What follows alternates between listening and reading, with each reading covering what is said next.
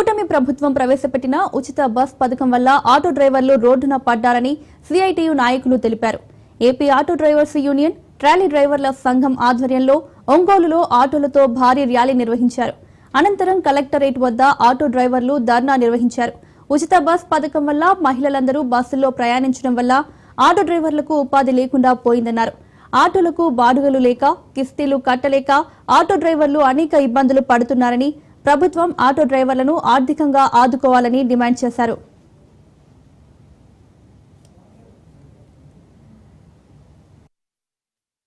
ఆటోను వదులుకొని పోయే పరిస్థితి వచ్చింది. దీనికి ప్రధానమైనటువంటి కారణం ఈరోజు ఈ పథకం పెట్టడం ద్వారా కార్మికులు ఉపాధికి దెబ్బతింటా ఉంది. రాష్ట్ర ముఖ్యమంత్రి గారు దీని మీద పరిశీలన చేయమని చెప్పాడు.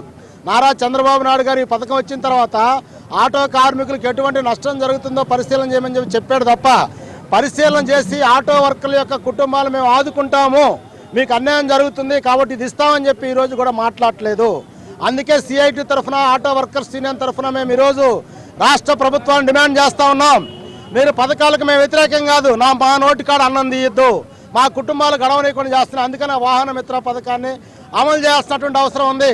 ప్రతి ఆటో కార్మికుని కూడా మీరు ఆర్థికంగా చేయూతనిచ్చి వాళ్ళని ఆదుకోవాలి. దానికి సంబంధించినటువంటి ప్రత్యేక పథకాన్ని మీరు ప్రవేశపెట్టాల్సినటువంటి అవసరం ఉంది. ఈరోజు